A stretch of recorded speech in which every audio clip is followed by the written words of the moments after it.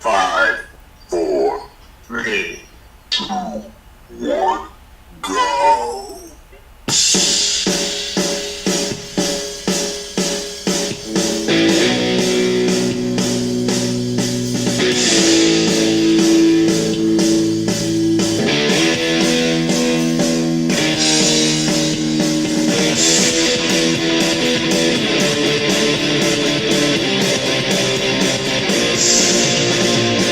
Ladies and gentlemen, this is Made in Tburg, sports talk for sports people. We're coming to you from downtown Tillsonburg, and I hope you're having a great Labor Day weekend and post-Labor Day, if you're catching us after Labor Day. I hope you enjoy. Today on this episode, we're going to talk about the NFL season about to kick off on Thursday, September 7th. We're going to give you a rundown and a prediction of every game in Week 1, as well as we're going to talk about the league in general and where teams I think are going to fare, who's going to be a playoff team, who won't be, for the most part. I don't think it'll matter who's not a playoff team unless it's your team. But like I said, we're gonna tell you who That's My Say 2.0 is going to predict to be in the playoffs this year in the NFL. I want to pass on a message and give a congratulations to the Pelicans, the baseball team in Tillsonburg. That they did a hell of a job, from what I understand. They were down 2-0 to Corey's Restaurant, and they were facing elimination, and they came back and they won the series 3-2. So, like I said, congratulations, guys. Job well done, and Miller time. Yay! Yay! Yay!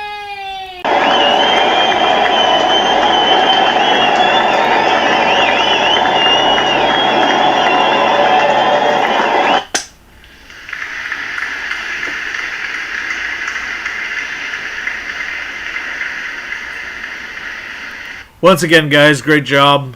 Keep up the good work. And I guess a little hockey talk real quickly, because I got a couple notes actually that I want to get to. Just because I think they're needed. A couple things that came to my attention. And one of them's a rant, and one of them is just a note. The Vancouver Canucks signed Thomas Vanek to a 1-year deal. Now, this to me is a bit of a surprise, but it's in a way, but at the same time, it's really not. I mean, we know the Vancouver Canucks are not good. We know they're not going to make the playoffs with or without Thomas Vanek. I think this is a sign like the Maple Leafs did a couple years ago on a low risk, low cap hit. If it works out, good. He's a trade commodity come trade deadline, perhaps, to maybe get a couple draft picks, maybe a young player. I don't know why somebody at the deadline would trade for Thomas Vanek. He's not consistent in the playoffs, and for some reason, ever since leaving Buffalo, it's been nothing but a disaster. I have a few ideas where his game has gone, though, if you care to know.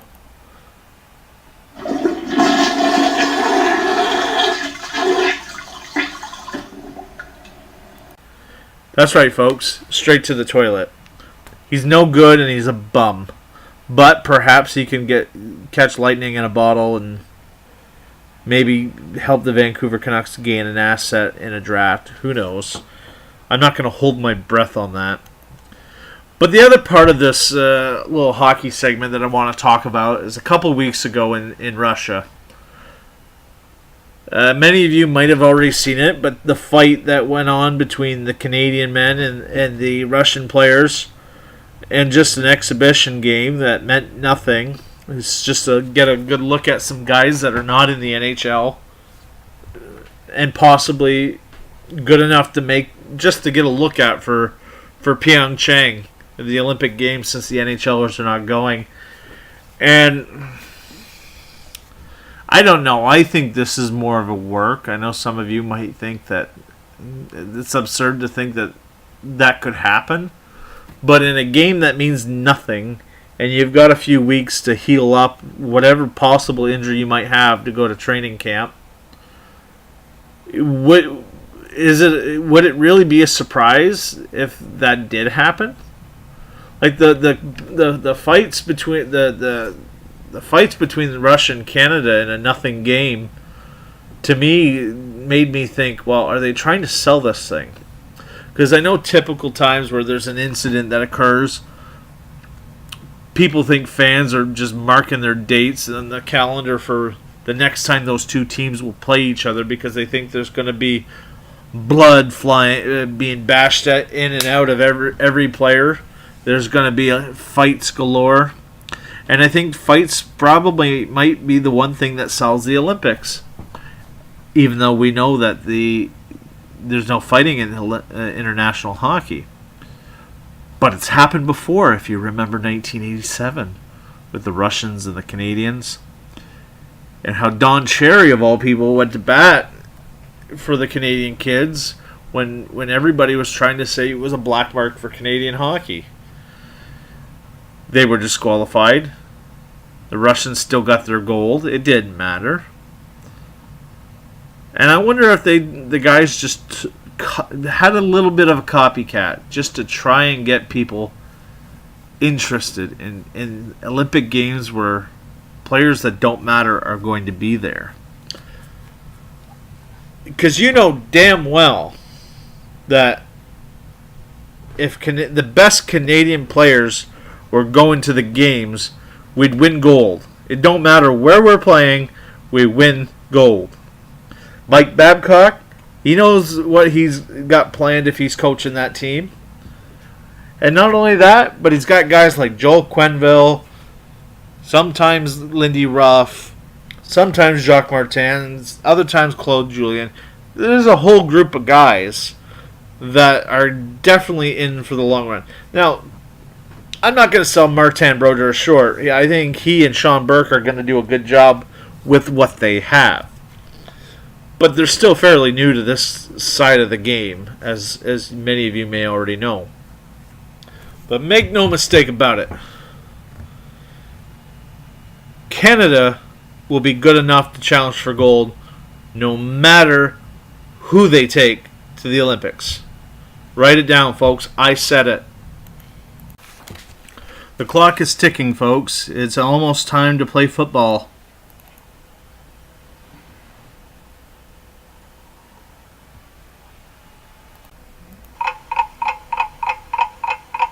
Hear that, folks? Like I said, clock is ticking.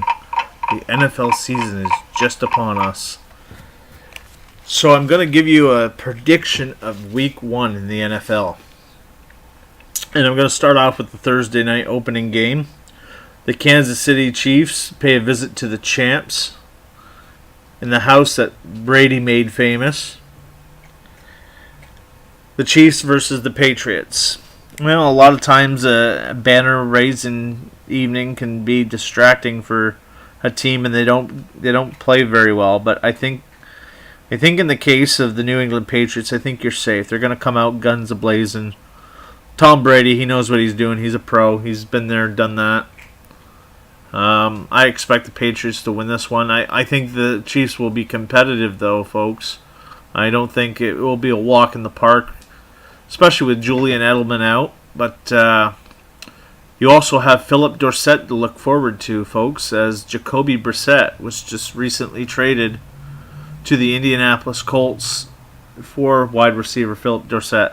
Watch him be a part of the group of guys that replace Edelman. And hey, you know what? It could be the best thing that could ever happen to Dorsett. He comes from a team that has no quarterback because Andrew Luck, we don't know when he'll play. And it wasn't even looking good last year when he played, to playing with the GOAT, Tom Brady, 5-time Super Bowl champ, you know. Doesn't he feel like he won the lottery, folks? And on Sunday, the season continues. The Oakland Raiders versus the Tennessee Titans. I'm gonna take the Oakland Raiders on this one, folks. The Philadelphia Eagles versus the Washington Redskins. I'm gonna go with the Redskins, folks. The Jacksonville Jaguars versus the Houston Texans. It hasn't been very clear to me where the Houston Texans are going to be playing, but you know they're going to play somewhere. And I'm gonna go out and I'm gonna say Jacksonville this season. I think the Jaguars are a better team than people think, but they're not a playoff team yet, folks. They're just on the rise. They got some good young talent. The Arizona Cardinals versus the Detroit Lions. I think the Detroit Lions can win this game. I'm not a fan of Carson Palmer, so I usually bet against him. Tampa Bay Buccaneers at the Miami Dolphins. I'm going to go with the Buccaneers. I think they're going to have a good year, folks. New York Jets at the Buffalo Bills. I'm hoping the Buffalo Bills win. I'm going to pick the Buffalo Bills. I think this would be a nice start to the season for the Bills because I think they're going to fly below the radar. They're going to surprise some people. They're better than what people think.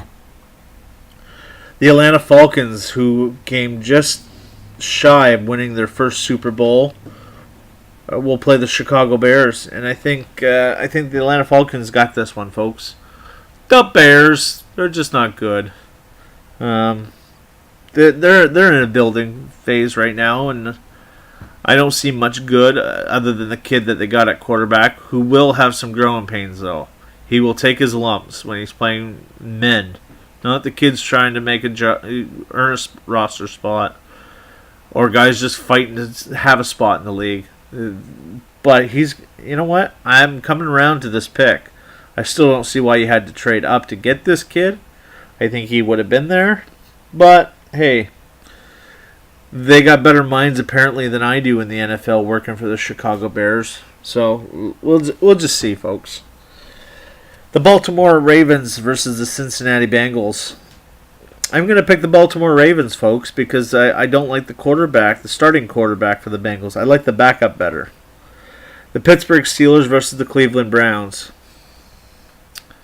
Who's picking the Browns? I don't even think Browns fans are picking the Browns. They have hope every year, but not much hope.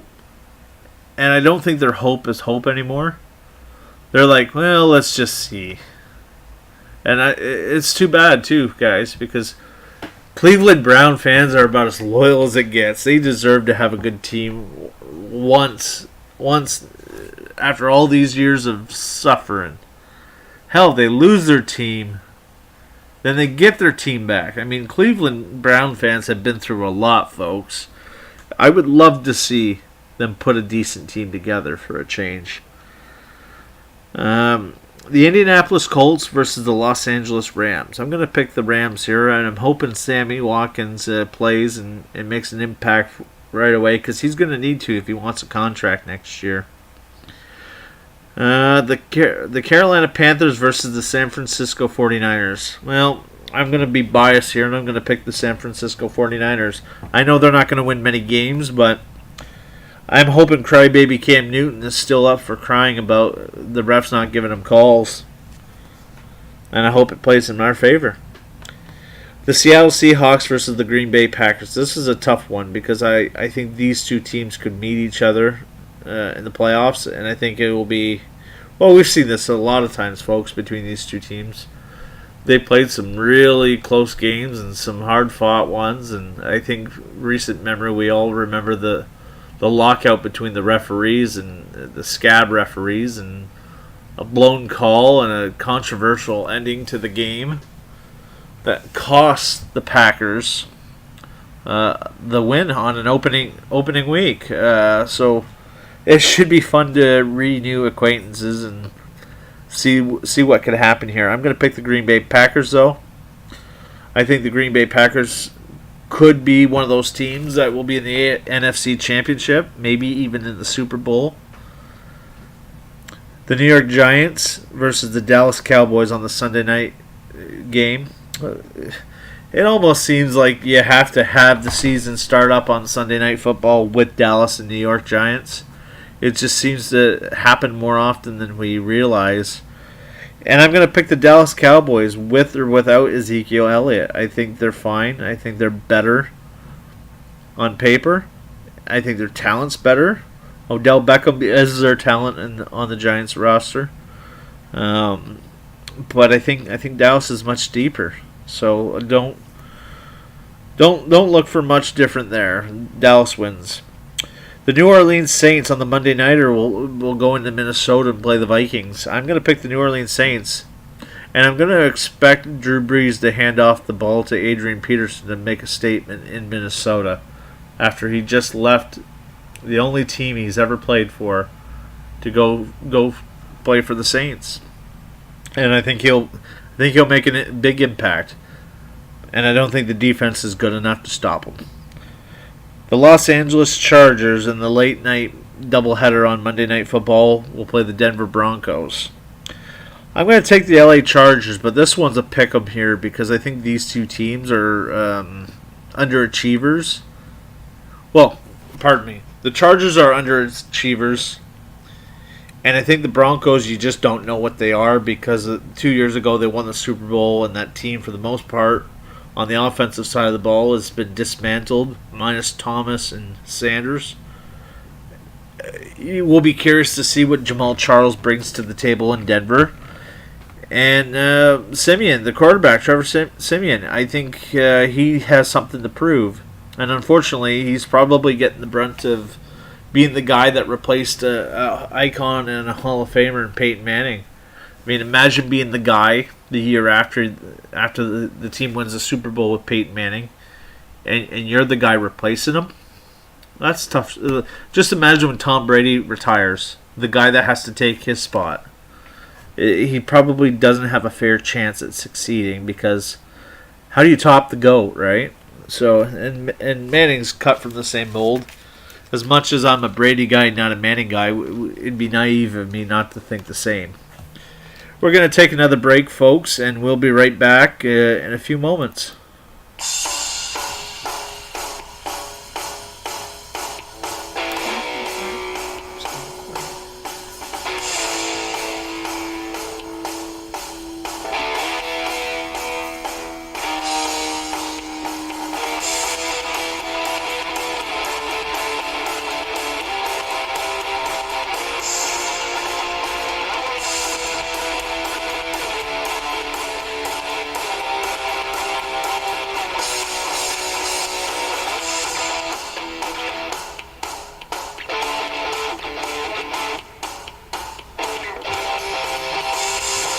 We're back, folks, and thank you so much, as always, for tuning in. Now, I want to clarify something, too, here, folks. I know a lot of times you'll get on the websites and broadcast about the gambling line, the over-under, with each prediction, and I don't do that, and I'm going to explain why right now, get it out of the air, just because I feel this is important. I don't give my prediction based off betting for money in the over-under because I don't ever want to give advice to somebody that might be addicted to gambling because I don't ever want to put them in a bad spot. If people gamble, that's their choice, but I don't want to be the reason why somebody either loses their shirt or much more. And I mean, if you take my advice and you gamble and you win, God bless you. You got a few bucks. But I don't ever plan on giving the over-under, so don't look forward to that, folks. It's just not going to happen. All right, moving on now. We're going to talk about the NFL in general and who's going to win each division and where teams might end up come playoff time and how they'll look. And I'm going to start off in the NFC. And I'm going to start off in the NFC East. I'm going to pick the Dallas Cowboys, as I said in the last segment, with or without Ezekiel Elliott. I know he's got a 6-game suspension, and I know it's possible. There's a possible chance of it being reduced. I don't think it should be reduced, folks. I know people are a big fan of this guy, and they want to see him play. But if he was involved in any domestic violence, he does need to be punished. You don't put that rule in not to punish it. Okay, folks? Guys have lost their careers because of the punishment. And being at the time of the punishment being done, they were just too old to could possibly get a job. And some teams just don't want to have that in their locker room. And it's unfortunate too, because domestic violence doesn't belong in our world, and I wish there was a better way of creating that change for the positive. I guess we're all just still a work in progress, though. But the Dallas Cowboys, like I said, with or without Ezekiel Elliott, are much deeper. They've got some good wide receivers, and they're not without a good running back. I mean, they're deep at that position. The Dallas Cowboys can rotate Alfred Morris and Darren McFadden all day long. These guys can still get the job done. Ezekiel Elliott's just an elite running back and only a year into his career. But if you watch Ohio State games, you already knew that. I don't expect the New York Giants to be that great, but they could be in a wild card spot come the end of the season. I'm not going to bank on it. I pretty much like the Redskins more than I like the Giants, but it's still a wait and see. But I know there's a lot of people broadcasting about the Giants, how they could be a contending team this year. I've learned one thing about the New York Giants, folks. When people say that they could win and they could be a contender to go to the Super Bowl, they usually fall flat on their asses. And when they're supposed to be bad or mediocre, somehow they find a way to win a Super Bowl on fluke plays against the Patriots. So I'm very, very cautious on what my predictions of the Giants, but when I look at their team, I don't see anything after Odell Beckham that wows me, and I'm not very thrilled with his personality. I was talking to a good friend about a month ago when I was starting to come up with an idea for a football draft in fantasy, and I'm like, would you trade Odell Beckham the second he broke curfew, or think about trading him? And he told me that it would be a hard decision to make and he'd have to contemplate that one. And I said, you know what? I said, the moment that happened and I was put out by Green Bay, I'd be already making phone calls and seeing the best deal I could get for him. Because an elite talent like that would bring in a lot for trade. But the question is, has somebody got the stones to do that? And I don't think the Giants do, because let's face it, he's the best reason for hope in East Rutherford, New Jersey / Newark / New York, wherever they want to play. And Peyton Manning's little brother. How many of you actually think he's an elite quarterback? He has 2 Super Bowl rings, but they were fluke plays for one. And how many times has he led the league in interceptions thrown? Quite often. He gets hit, and did I mention he's never beaten his brother in a game? Not once. And he had 2 rings before Peyton Manning. Imagine that. It took Peyton Manning almost a whole career for 2 rings, and he almost never got that one. So Eli is part of the problem, I think, in New York. I would consider trying to draft one now and prepping him and getting him ready to be the guy. But it's going to be a little while, because I know ownership loves Eli, and because of that name being a Manning now, he's somewhat of a name as well. So like I said, I don't think the Giants are good. I expect the Redskins to be right there with them. Dallas, I'm going to give a 10-6 record to. The Giants and Redskins, perhaps 8-8, and the Philadelphia Eagles, who are still developing, folks. And the kid Carson Wentz is going to get better. Don't give up on him yet. He's a good quarterback. He's just figuring out the pro game, so everything will be all right. But this team's probably a 5-11 team, maybe 6-10. But that's about as far as I'm going to stretch that. And the NFC North, come on, who really thinks that the Chicago Bears, are going to win this division? They haven't won it in a very long time. The Minnesota Vikings, same thing. Who thinks they're going to win it? They don't even have their starting quarterback. He's out still for another year. And that's unfortunate because I think Teddy Bridgewater's the real deal. And they might have just lost a franchise quarterback. And it still remains to be seen if he'll ever play again. The Detroit Lions, they're coming off an interesting season. All they needed was one win at home, week 17 in the season, to win the division. Something they haven't done since 1993. And Barry Sanders was being Barry Sanders, all full of greatness. And it just didn't happen, though, last year in 2016. And why? It's because they're not good enough. They're not nowhere near as good as the Packers now or then.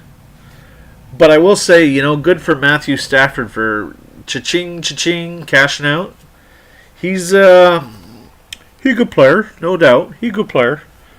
But he's not an elite quarterback, and that paycheck that he just signed away, making him the highest paid football player in history per contract.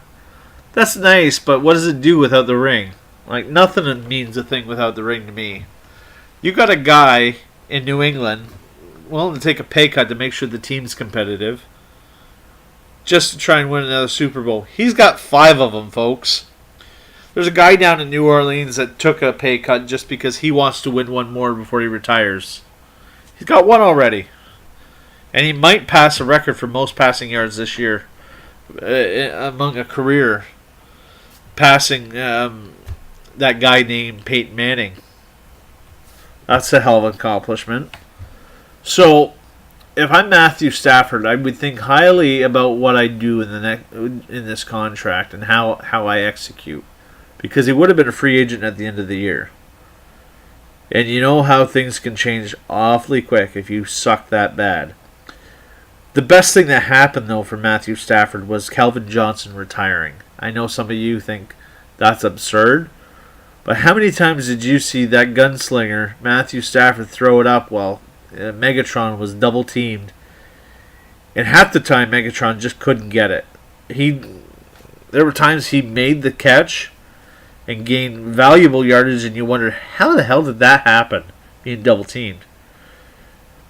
But the pass distribution is what needed to be improved on Matthew Stafford to cut down on the interceptions. He did exactly that last year. I think if they could find a way to get Eric Ebron more into the playbook, I think this team would be really, really successful and have a shot at winning the division. But until that happens, I'm not going to bank on it. The Green Bay Packers, I think, are really, really good. And come March, I thought to myself when I heard the news about Aaron Rodgers splitting from his wife, his celebrity wife, I thought the home life might have been a bit of a distraction, and maybe I wondered if the Packers would struggle for a little bit.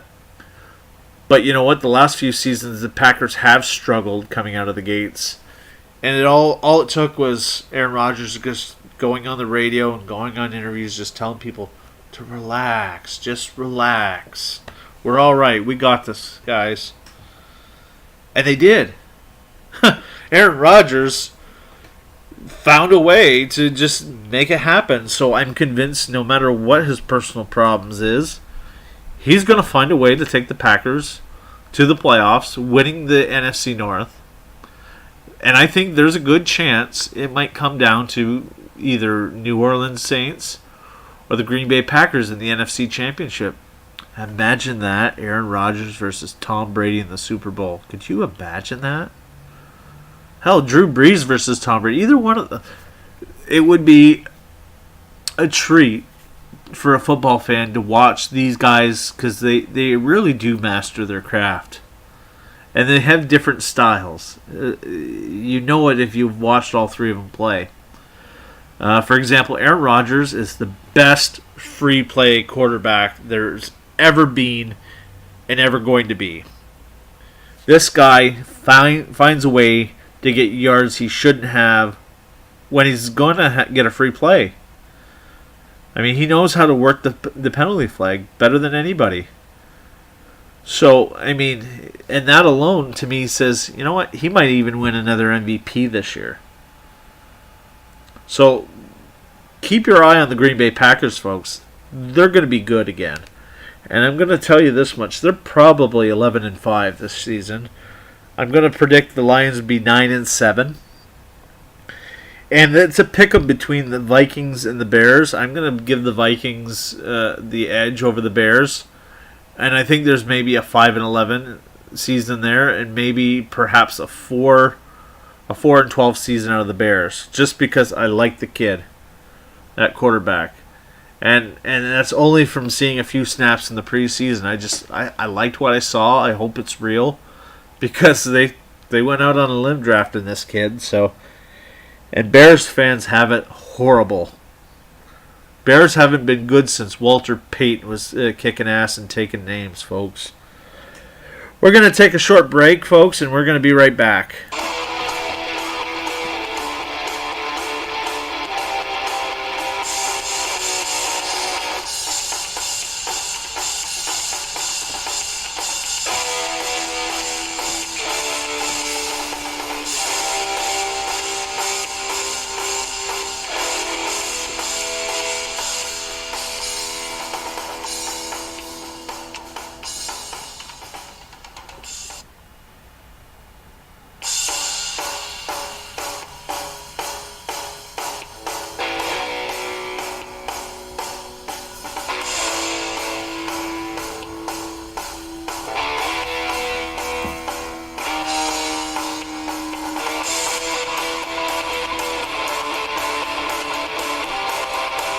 We're back, folks, and thank you, as always, for tuning in. I hope you're having a great Labor Day weekend, post-Labor Day. If you're listening wherever you're listening, I hope it's with a cold one, indulging and enjoying. We're going to pick up where we left off in the NFC with the NFC South. This is going to be the fun division here, folks, in the NFC. The Carolina Panthers, I think, suck. And I think the reason why they suck is because of their leader, Cam Newton. A couple years ago in the Super Bowl, when the guy had the chance to take a hit to make a play, and he turtled away, I think it sent not just a message to us fans, but his teammates too. And all last year, all you could hear about is Cam Newton complaining about the referees. You know, the referees make a few mistakes. They're human, and that's everywhere, whether it be the National Hockey League, the National Basketball Association, or Major League Baseball. But at the same time, I think the NFL referees are probably as good as it gets. They do a tough job with all that beef down the center there, with all those guys on the field. How do you think that the game is supposed to play? Football is a rough game in itself. And if you ain't making plays, you're likely getting hit hard because of it. And you know what? The rules are simple now. You can't hit above the shoulders. You can't hit below the waist. And you can't necessarily get away with hitting a guy after the ball has been put into play and thrown, whether it be a pass or a handed off.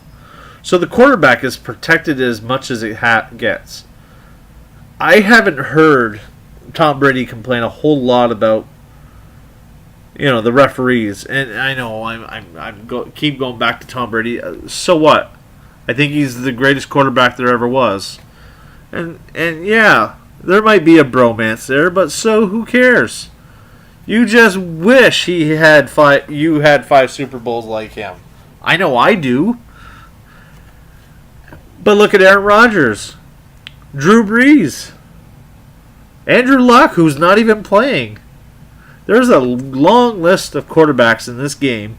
Eli Manning, I think he's a bum. Jay Cutler, I think he's a bum too. I think many of you know that. I don't hear them complaining about the refs for their lack of ability to execute a play. And let's be fair, guys. Cam Newton's teammates turned on him. They saw it. If they can't trust their leader and their quarterback, they're certainly not going to play for him. That's why the Panthers sucked last year. That's why they're going to suck again. At best, they're a 4-12 team. And mind you, if they're ever going to get good again, they got to make sure Kelvin Benjamin is healthy. He is an elite wide receiver that we just don't know about because we just don't get to see it. The Atlanta Falcons were one win short of a Super Bowl. One win. And it was capped off by the greatest comeback in Super Bowl history by the New England Patriots. And I think a lot of that is going to sting for a little bit, even coming into this season. I think the Atlanta Falcons are good enough to be competitive, maybe even a wild card team. I don't see it this year. I think they take a step back. As we've seen for many years now in the NFC, it's hard to go back to the Super Bowl after you fall short. It really is. The 49ers couldn't do it. The Packers, they looked like they could have won 2 in a row, and they didn't get back to the Super Bowl. The Seahawks were the only team that went back-to-back Super Bowls, and they lost one of them in recent memory. So, I mean, that being said, you have to think to yourself that it might not work out. It's hard, like I said, it's hard to get back there once you've done it once and you failed. And I think with the defense being young still in Atlanta, yeah, there's something they could take off the failures, but I think the failure of having that good of a lead and just dropping the ball, so to speak, I don't know. I think the psychological side of things is going to be damaging this season for the Falcons. I think they're probably an 8-8 or 9-17, so they'll be competitive, but they're not going to be good enough. The Tampa Bay Buccaneers are one of those teams I'm excited to see how they play this year. They were so close to catching the Atlanta Falcons and going to the playoffs last year. If they had another week or two, I think they would have just taken that division. Unfortunately, they caught on too late in the season. They had a great defense, and let's be honest, the combination of Jameis Winston and my boy Mike Evans there, I can't wait to see how this thing gets better and better, because I think the Tampa Bay Buccaneers are on the cusp of something legit, and they've spent some time building this thing, so now it's starting to turn around the right way. But they got a big mountain to climb, and I think that's Drew Brees. Last couple of years, the Saints haven't been great, and the defense has been horrible. But the one thing that's stayed consistent is Drew Brees finding guys, putting up points, and being the elite quarterback that we know he is. And I think it's going to be a toss-up between the Buccaneers and the Saints, because I honestly feel that the Saints are going to make one more run at trying to win one before Drew Brees retires. I'm saying this is probably Drew Brees' last season.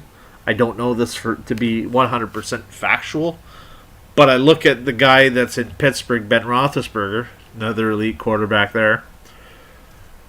He's barely walking around. If he's lucky, he walks away from the game, but chances are he's going to be a cripple. Drew Brees is healthy.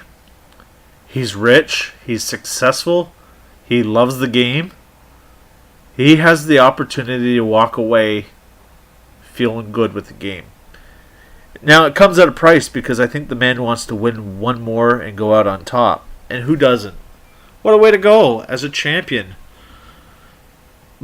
So that's why I think this is his last year. I mean, he only took a 1-year deal, and it was a pay cut. He wanted to make the team competitive, so he took less money. And then in comes Adrian Peterson in the offseason, which kind of befuddled me a little bit, because Drew Brees is majority a pass-first guy. And if you remember Reggie Bush in New Orleans, you remember the fact that he didn't get a lot of touches, but he got what they needed. So when I think of Adrian Peterson, perhaps I think he's as much of a decoy as he is as another option. I don't predict 2,000 yards out of Adrian Peterson. I think 1,200, maybe 1,300 if he's healthy is reasonable. And it was a 2-year deal, so I'm almost thinking, too, that if they're so close and they just fail, there's a chance they get the quarterback for one more year. But if it's nowhere even close, I think he just says goodbye to the football world and retire. So I'm gonna say the Saints are gonna go. I'm gonna say 11-5, and I'm gonna say a 10-6 season for the Tampa Bay Buccaneers. I think these two teams are gonna butt heads a couple times. Butt heads. The NFC South or West, sorry. I think this is an easy discussion here. Seattle wins it. I think they're going to have the easiest road amongst each team that's going to win the division. So I think they're going to have the top seed in the NFC, but I don't think they're going to be better than Green Bay, better than New Orleans, better than Tampa. And I think Dallas could give them a run for their money now that they've got some experience in the playoffs. I expect the Seattle Seahawks to beat every team in their division. The Arizona Cardinals, the Los Angeles Rams, and painfully I say this, the San Francisco 49ers. Folks, I'm a diehard 49ers fan. I know it's hard. I'm supposed to be unbiased, but sue me. I can't help it. I love my 49ers. But I'm a realist. I can tell you they're going to suck this year. They're probably going to be lucky to have a 4-12 season. It might even be a 2-14. The Los Angeles Rams, it's going to be a slow process still. Jeff Fisher was never very good, and then replacing him and giving this coach some runway. I'm going to say probably a 5-11 team. Arizona, I like 6-10, maybe 5-11 as well. I don't put much stock into any team Carson Palmer plays for. I didn't with the Bengals. I didn't with the Raiders. I'm not going to with the Arizona Cardinals. And it's unfortunate because Larry Fitzgerald is a great wide receiver who's being wasted. Wasted by mediocrity, damn it. But these three teams play the Seattle Seahawks twice. They're all going to lose twice to the Seattle Seahawks, which makes that road easier in the NFC West than it does in the rest of the NFC. That's why I think the number one seed goes to Seattle. But just remember, just because you get the number one seed sometimes doesn't mean you're the best going into the playoffs, because you have lame brain, limp opponents week after week. Atlanta had that last year for the most part, and look what happened to them. Mind you, they did get to the Super Bowl. Great accomplishment, but what does it mean without the ring? That's all I got to say about that, folks. But Seattle, they're getting older, so that's why I don't believe in them anymore. Russell Wilson is the only thing I think keeping that thing as competitive as they are. Richard Sherman needs to learn how to shut the hell up. Good player. He's a good player. But he just needs to shut up and play. And the defense is fine. The offense, I got some questions to ask. Like, without the creativity of Russell Wilson, and man, does he not remind you of Fran Tarkenton back in the day? Because he's just such a small guy, and find ways to get away, and then on the run, throw in it. It's just, if he was a Viking, it'd be like a mirror image of each other. That's for sure. We're gonna be right back, folks. Short break. Stay with us.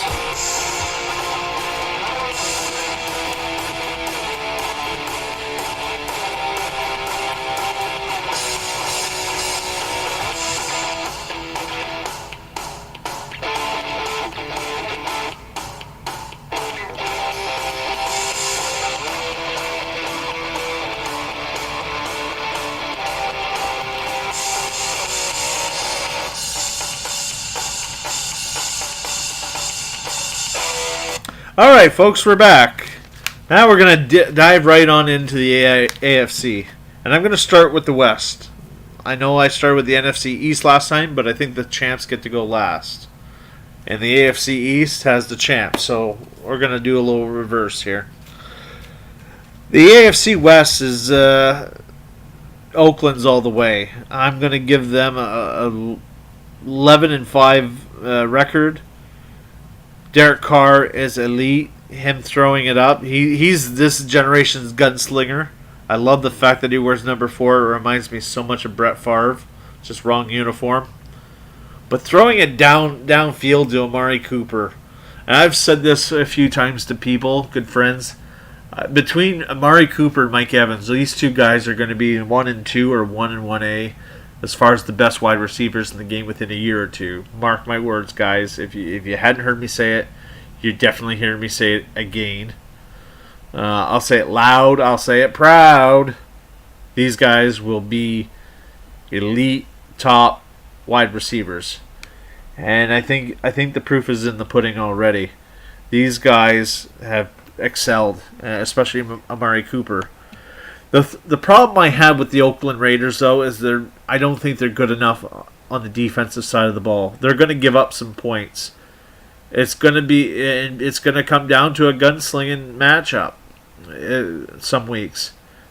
But I think at the same time, if you've got a good defense like Kansas City has, even Tennessee, you might see a few losses here and there.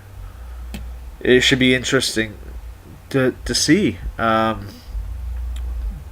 We'll have to wait and see, that's for sure. But yeah, 11-5 I think is a fair grade for them.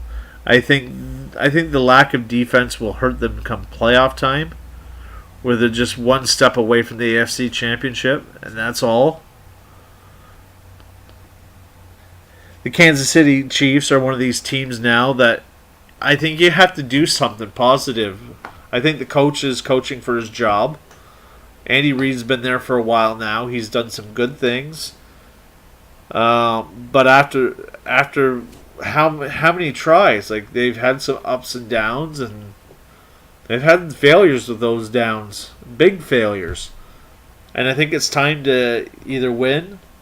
I think you got to at least get to the AFC Championship if you're Kansas City. They've had cracks at this thing. They just can't win. And I don't think they're good enough to go that far. I think we're going to see who they really are and what changes need to be made. I'm not gonna down the quarterback. I like Alex Smith. He got the raw end of the deal in San Fran. But at the same time, we know what he is. He doesn't throw the deep ball pass with any consistency, and he rarely throws it because he's not very good at it. So you know what? He does his proper check downs, gets his first downs, which is great because he possesses the ball long enough. I mean, he runs. The team has the ball when he's playing quarterback. His decisions are cautious, not safe, and I think that's the problem. Part of the problem on the offense in KC. The Chargers and Broncos, it's a pick 'em there. I think the Chargers are better than the Broncos, but these guys are just gonna have to show me that they are, because every time you think the Chargers are good, they leave one in the bed that smells pretty bad. The Chargers, they don't do anything productive when they have their opportunities. The Denver Broncos are underachievers this year. I think these teams are going to be as competitive as they can be. At best, I think these guys are like maybe a 7-9 team. The Chargers might be an 8-8 team. I think KC's a 9-7 team. In the AFC South, for once, the Jacksonville Jaguars, I think, are not going to finish last. That will go to the Indianapolis Colts, because we don't know if we're ever going to see Andrew Luck this year. Whether we do or not remains to be seen. But you have to think, with the trade that made with the New England Patriots, Jacoby Brissett, he's probably the starting quarterback, because in small doses last year during the Tom Brady suspension, he was great. Really great. So, what do you do when you don't have your top quarterback? Gotta go get one to fill in these games. I'm gonna predict that the Colts are probably maybe a 3-13 team. Maybe even a 2-14. Maybe they're as bad as the 49ers or worse. Maybe, guys. Maybe. I'm hoping so. But at the same time, I want the problem in San Fran to be fixed. So if it takes a high-end lottery pick to do it, I'm for it. The Houston Texans, sorry folks out there in Houston area and anybody that's been affected by the hurricane. This isn't going to make you any happier as a football fan. They're not going very far this year. I don't think this team is good enough yet. But I got to tell you, hope is on the way. Deshaun Watson, the quarterback drafted, he's going to be the starting quarterback at some point this year. And he's going to be your quarterback for a while. And he's going to be good, folks. Just let him learn his craft in the NFL. I promise you, Texan fans, he's going to be good. But it's still going to be a process. And Texan fans, because I kind of like burst your bubble there, I am going to tell you something very positive. When Hurricane Katrina hit New Orleans the following season, the Saints won the Super Bowl. Now, I'm not saying you guys are going to win it in 2018, but you have to have that kind of hope, I guess. Don't stop believing. Sorry, I know I should not do Journey. I'm not a good singer, but hey, if somebody thinks I'm a good singer, tell The Voice about it. Maybe I got a shot. I think the winner of this division is the Tennessee Titans. This team, if Marcus Mariota doesn't break his leg, I think they catch the Houston Texans and they win the division. And it's kind of funny, those two were neck and neck at the end of the season because Tennessee was the Houston Oilers until they moved to Tennessee when they were the Tennessee Oilers into the Tennessee Titans, and now Houston's got a team and they're in the same division going back and forth with each other. So it's kind of funny how that goes, but I expect big things. I expect DeMarco Murray to get his career back on track in Tennessee, and he can provide a lot for that team. He can be that balance of pass and run that will help Marcus Mariota, who can run the ball himself pretty damn well. I think the Tennessee Titans are a 10-6 team. They're going to be good this year, guys. Maybe even 9-7 on the low end of things. The AFC North. All right, so who here thinks that the Cleveland Browns are going to win this one here? Come on, show of hands. That's right, none of you. The Cleveland Browns, to me, are going to be better, but not very good. Like the Cleveland Browns, they cut Brock Osweiler and still have to pay him $16 million. What does that tell you? I think we got ourselves a winless season here, guys. No, I'm kidding. They're going to win a few games this year, probably 4 or 5. They'll get somebody to play that position. They couldn't get Tony Romo to play it. Maybe Colin Kaepernick will be a Cleveland Brown, guys. Maybe. That would make things kind of interesting. I think this is a 5-11 team. Just because I think there's some players that can make a difference. The defense is not entirely bad, but it's a wait and see.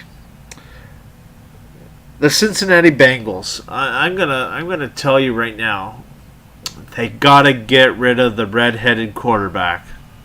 He can't win on prime time, and when it comes to playoff time, he can't win on prime time. He can't win them when the games matter the most, where everybody's watching. I don't know if that makes sense at all, but I've always said from the moment that the Bengals drafted A.J. McCarron, this guy should be a starting quarterback, and he's good enough. He will be good enough. Coming from that Nick Saban coaching down in Alabama, folks, when it comes to guys coming into the NFL through the draft, I tend to trust Ohio State and Alabama. Go Crimson. These guys pump out the best talent year in, year out. No offense to other schools, because there is a wide variety of other schools that produce great talent as well. But Nick Saban, the way he coaches an NFL style in the NCAA game, to me, just kind of resonates. And the kid also has 2 national championships. He knows how to take care of the ball. He knows how to distribute the ball. And he knows how to execute what the coach wants him to execute. So this is why I think he's the man. And until the Bengals either figure that out or trade him where he can be a starter somewhere, they're not going anywhere. They're going to be 6-10 or 7-9 this year, the Bengals. And that also means that the Baltimore Ravens will be 8-8 or 7-9 as well. These guys aren't good enough. John Harbaugh is going to be coaching his ass off as well this season, like Andy Reid, to keep his job. He's been great as a coach. He's been there for such a long time in Baltimore. But things have kind of dipped the last few years. And you know what? It's a what have you done for me lately kind of business in sports. Keep in mind, John Harbaugh will get a job anywhere after he's let go, if he's let go. But if he wants to stay in Baltimore coaching, he's going to have to win some games this year. He's going to have to take a team that I don't think is good enough to win the division. Even if it's a wild card spot, he has to win a game in the playoffs to keep his job, I think. Because that means he would have overachieved with that roster. And I told people, the moment Joe Flacco took that big raise, it eliminates the talent pool. What you can do in the offseason to replenish and stock up for another Super Bowl run. Hey, Dawson, I was right, wasn't I, buddy? You know I was going to be right, didn't you? On to the Pittsburgh Steelers, who I think are going to win this division by default because nobody is good in this division. And the only thing the other teams have to look forward to or hope for is that Ben Roethlisberger in Week 1 gets injured for the rest of the year and is crippled. That's the only thing they can hope for. Which, by the way, that guy deserves a lot of respect. He can barely walk around without pain, and yet he still wants to come back and play another year. I respect the hell out of that man because he is the complete quarterback. Size, very little mobility now, but still will try. Protects the ball well. It's hard to bring him down, too. I've seen him where guys have had him and yanking him down, still pull away and get a few yards. And the guy's amazing. He protects the ball very well. Like I said, and he deserves a lot of credit. And they're only as good as the quarterback if he's healthy. Antonio Brown can get as far out as he can, but if that man can't throw the ball, it's not going to matter. Le'Veon Bell, he'll be great this season again. He'll make people regret that he's only going to get $12.1 million. Oh, look at that. Somebody bitching about making $12.1 million. Man. I probably make 2 nickels at best. And I think that's a great day. $12.1 million. Come off of it. We're going to take one more quick break, folks, and get back to you with the remaining division, the AFC East. Stick with us.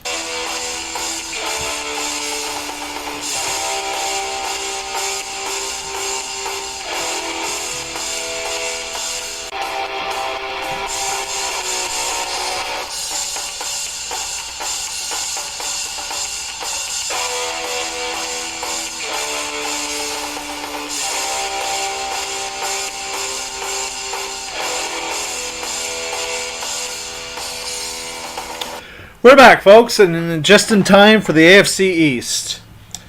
The New York Jets, they're going nowhere, folks. Nowhere. I'm sorry, Jet fans, but it's the truth. You know it.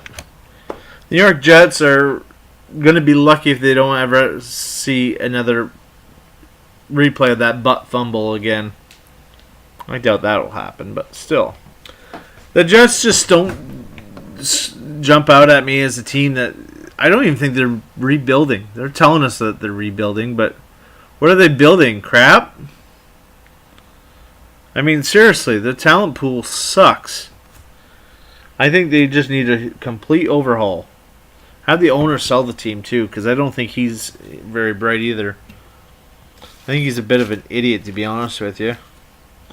You spent all that money in one of the biggest markets in the world, and you can't make that team competitive. Look how long it's been, Jet fans.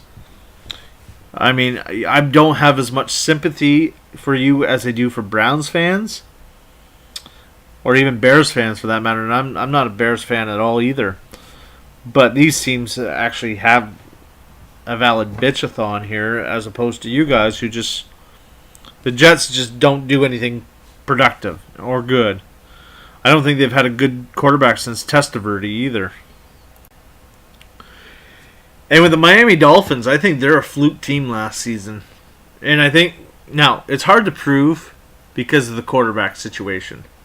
This quarterback that they have playing this year is a bum. And you know what we do with bums, don't you?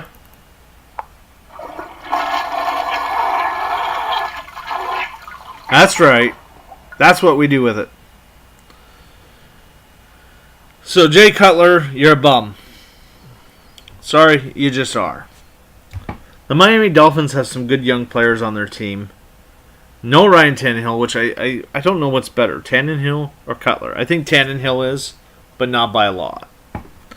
Tannehill is an underachiever with a lot of talent. Jay Cutler was all hype and nothing when it came to talent. Somebody, you are going to probably argue with me because you have a bromance for Jay Cutler like I would for Tom Brady, but 5 rings to nothing. I'll win that every day. So, and I'm gonna tell you, there's a good chance that the Miami Dolphins will be like 5-11. They'll be lucky if they win 6 games. The Buffalo Bills, they kind of interest me.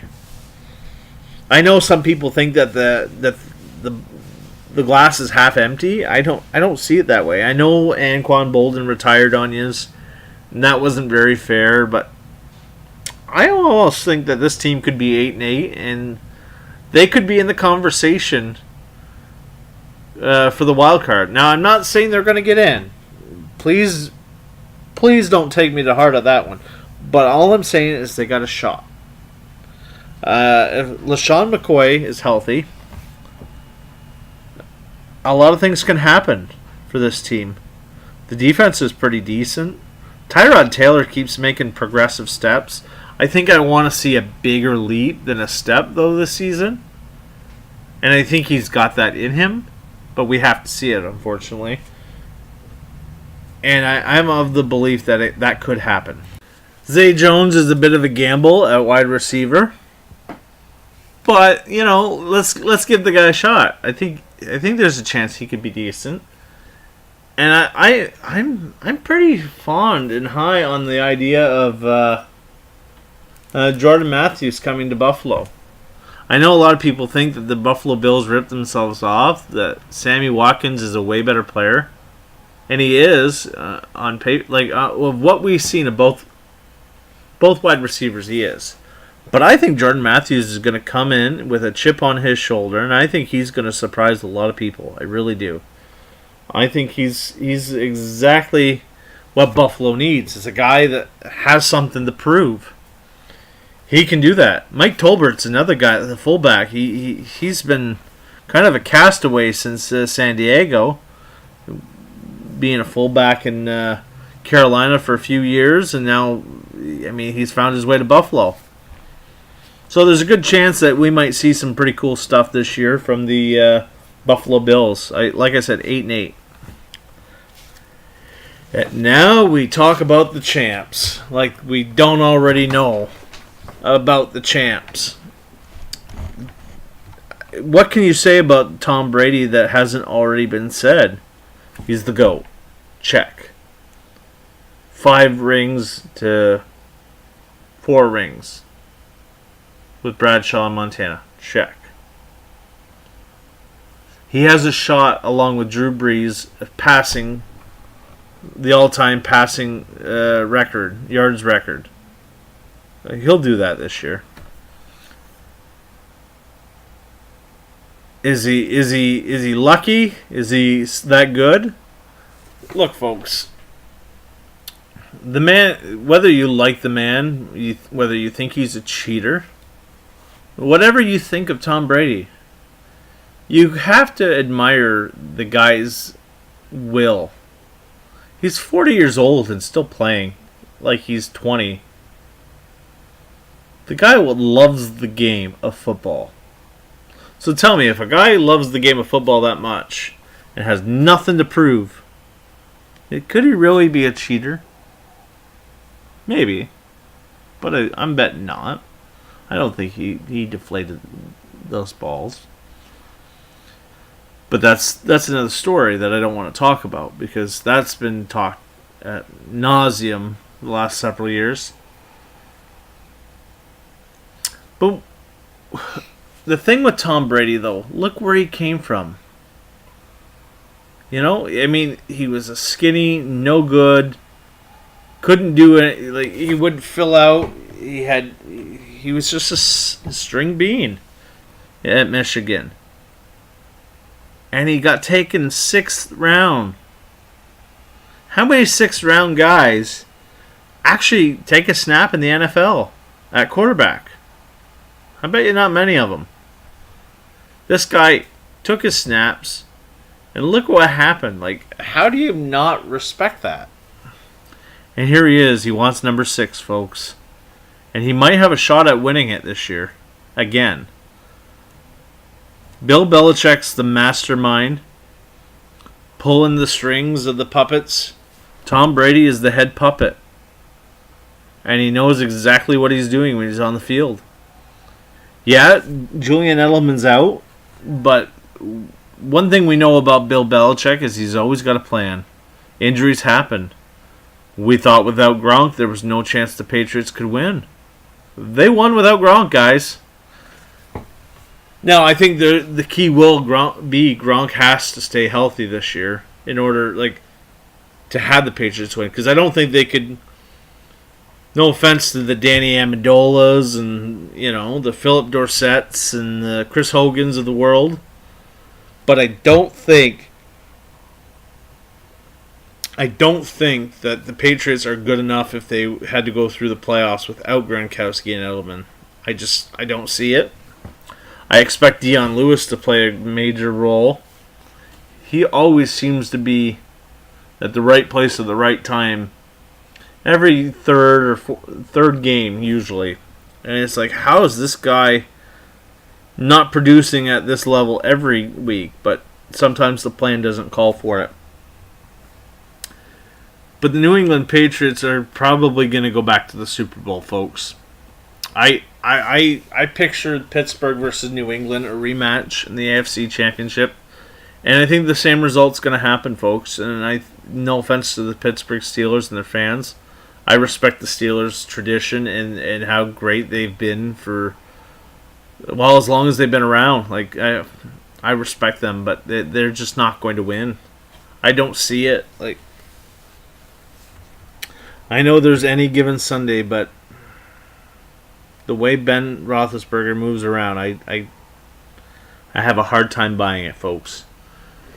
And one thing we should already know is never bet against Tom Brady.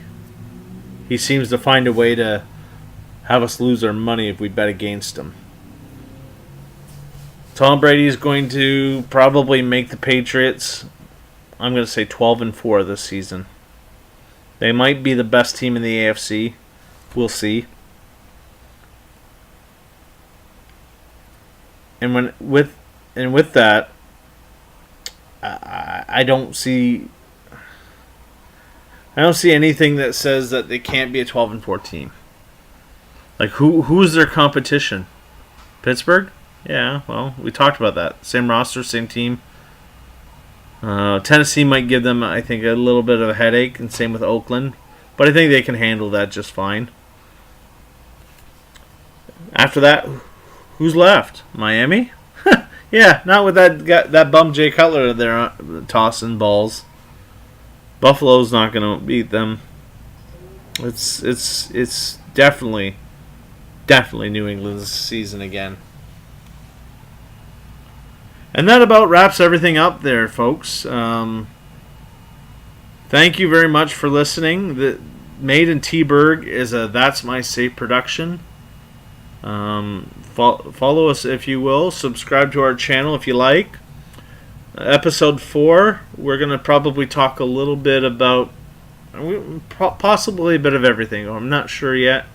We might talk a little bit of hockey and what to look forward to going into preseason, but I wouldn't mind talking about the demise of the Toronto Blue Jays and why things fell apart.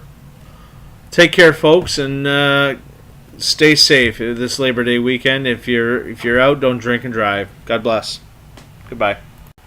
5, 4, 3, 2, 1, go.